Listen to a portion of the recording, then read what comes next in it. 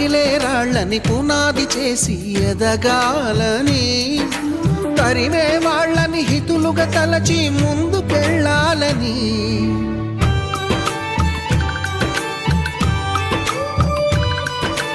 కన్నుల నీటిని కలల సాగుకై వాడుకోవాలని, కాల్చే నిప్పుని ప్రమిదగా మలచి కాంతి పంచాలని, గుండెతో ధైర్యం చెప్పెను, చూపుతో మార్గం చెప్పెను, అడుగుతో గమ్యం చెప్పెను. నేనున్నానని